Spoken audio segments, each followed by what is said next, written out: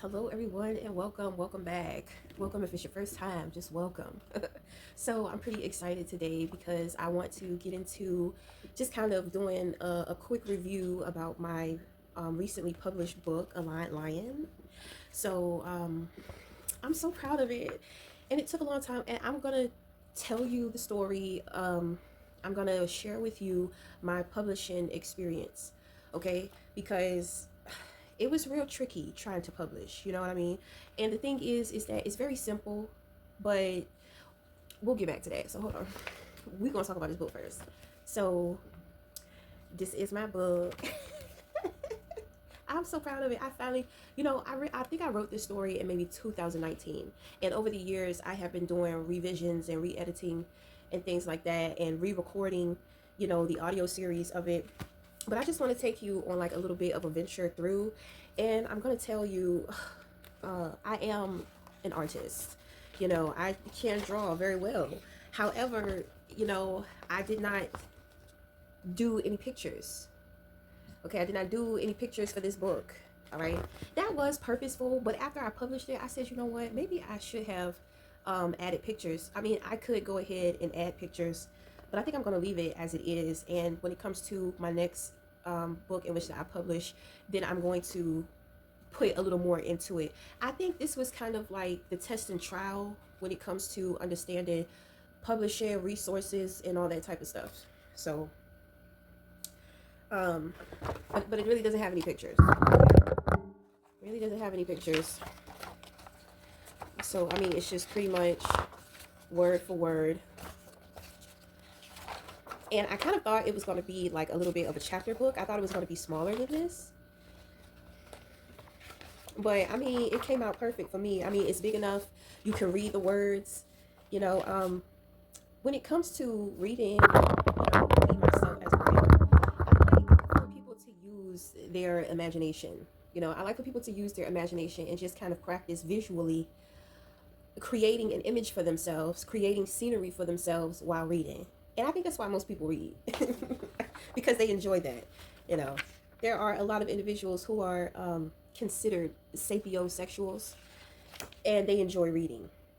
So, this book is not very long, as you can see. Can you see that? That's like chapter 3.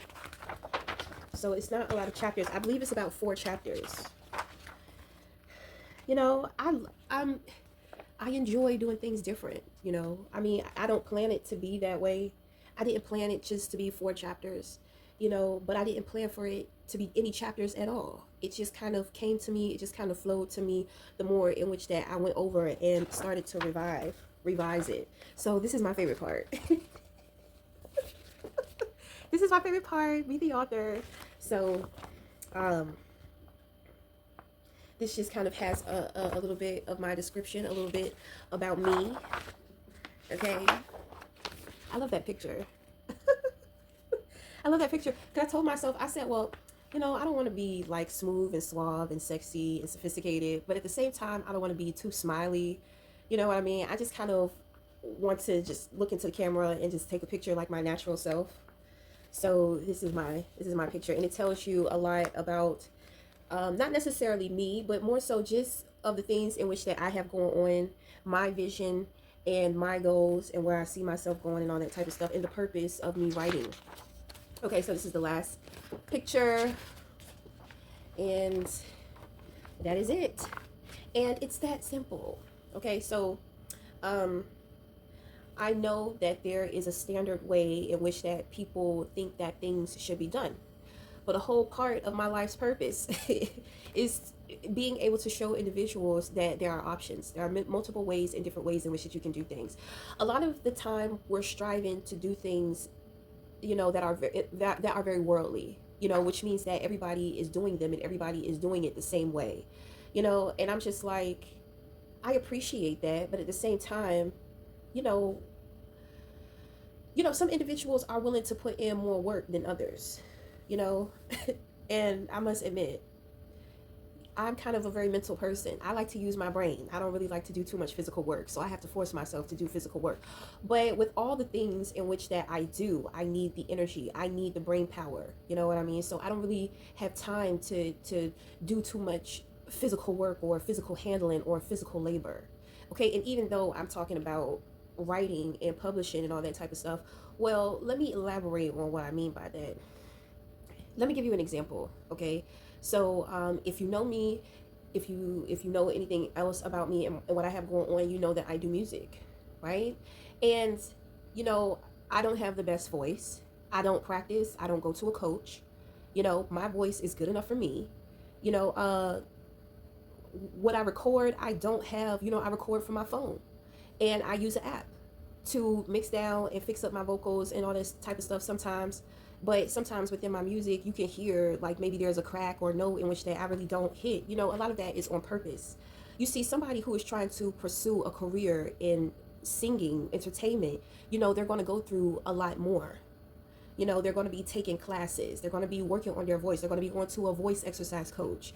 They're going to do their history on what profession in which that they wanted in. You know what I mean? It's going to ooze out of them. People are going to know that that is what they want to do with their life. You see, and my thing is that I have to be honest with me. Music, I enjoy music. I enjoy singing.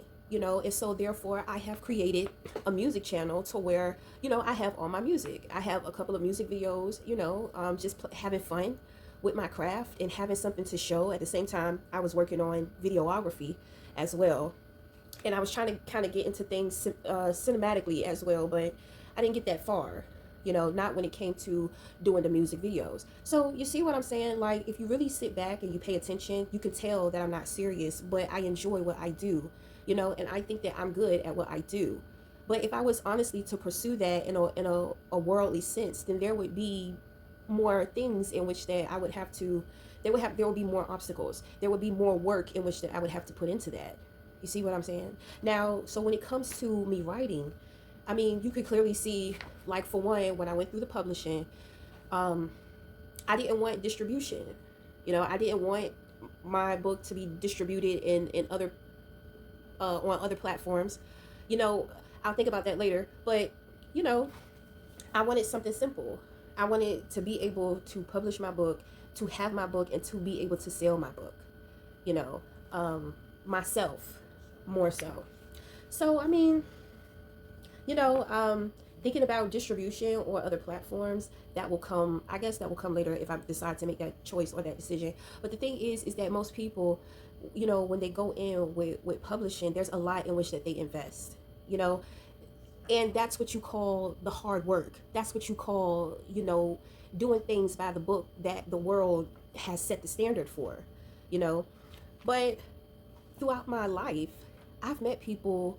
I met a gentleman. I was young. I was like in my early 20s at this time, you know, and I met this guy, and he would just write. He would write stories, you know, just in his journal, and he would read it to me.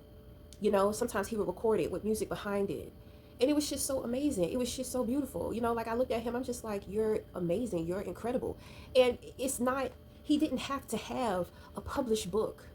You know, it was his sloppy ass handwriting, you know, and we're in his place, and he's just sitting there reading from this old worn out journal, and he's just giving me, you know, his story. And I'm just like, man, you know, I would pay to have that journal. You know, that's just the way in which that I think. That's just the way in which that I see things. You know what I mean? Like, for me to be amazed by his work, it didn't have to be polished. It didn't have to be the best in which that he could do it. It's just like the substance in which that he had, that he was given. It was just enough. You know, this guy was also multi-talented. You know, he played the violin. You know, he was in college during the time, and he would use the school studio. He could play the piano. He could play the guitar. You know, he taught himself how to engineer. He had also a platform, I believe it was SoundCloud, and all of the instrumentals that he created. Of course, the sound quality wasn't the best, but it still sounded good. I ran into this guy, and well, it was actually, what was it? It was some type of gathering. It was long ago, a long time ago. But we were at a gathering, and, you know, this guy, he busts out and he just starts singing, you know, and he starts singing, and he's like creating a beat with like using his chest and snapping his fingers and all that type of stuff. And it brought me to life. it brought me to life. You know, like nobody wanted to listen to any music for the rest of the night. We wanted to hear him, but he was getting tired. So what we did was is that we recorded him singing, and then we just kind of kept, you know, we just kind of kept replaying it and just listening to it. So, and you know, um, at one point in time, you know, I would go out and I would perform at places. I would perform at open mics, shows, and events that people would invite me to, and you know, it's a live performance, and a lot of these people, they're, you know, they're not professionals. So you know, when they get up there, when they get up on stage and they're moving around, they're dancing, doing their thing, you can hear the tiredness in their voice. You can hear the lack of their breath count, right? But the thing is that it's still good. You know, they still did a great job. And I'm just like, you know, because I used to be the kind of person to where everything needed to be spick and span. You know, people know the difference between quality and not quality. You know, but one thing that people really haven't learned how to separate is superficial and then like authenticity. You know what I mean? So, um, I'm just like, because I was with a friend at these performances, and my friend was just like, man, these guys, they suck, you know, they're no good. And I'm just like, are you serious? Like, they still sound good. Even though you can hear that they may have been tired and you can hear the loud breaths in between the lines, you know, that's ridiculous. Like, they still sound good. You know, you ever meet somebody who has like a lot of acne on their face, but if you imagine that they didn't have the acne, you can see like they still have a beautiful face. You know what I mean? They just have acne on it. So does that really take away their beauty because they have acne on a beautiful face? I don't think so. I don't think so. So, you know, I think that I've just always had this natural appreciation for like flaws, maybe like the underdog. You know what I'm saying? But my appreciation for the treasures in which that I have explored within my life, it has inspired me. You know, and I'm not necessarily really inspired by too much of the glitz and the glamour of things, you know? And I'm just like, there's a different way that we can do things. There's a different way that we can do this. We can do things. And I know that a lot of the times when individuals are creating something, because a lot of the times when we're creating, it's just not for us. It is also for the enjoyment of other individuals, right? Just like for my book here. You know, if I wanted to keep this story to myself, you would never know about it, right? But I have been able to multiply it, and therefore I'm able to share it. So, you know, it's just what I'm trying to get at is that a lot of the times we're waiting to be validated by the world. And in order to be validated by the world, you have to be like it. You know, and I'm just like, well, that doesn't create any room for change. You know what I'm saying? You can't necessarily change things trying to be a part of it, trying to be like it. It's kind of like following the crowd. You know what I mean? You follow the crowd, you get lost in the crowd, you know? And it's not necessarily a rebellion, you know? It's more so of innovation, you know, wanting to discover, understanding that you as a creator, you know, it's not just you. And there are other things in which that are coming into play whenever we are creating. It's a whole world. Whenever we're in our zone, do you know at that time that you get into your zone, there are other people in their zone too? And if we could, we would just see a world of the creators, everybody creating. You know what I mean? We would see like just everybody creating. But during the times to where you're creating and you're not collaborating with anyone, you know, you think that it's just you. But it's not just you. This is when I tell people, and this is when I get into trying to help individuals understand that we are all connected, we are all one.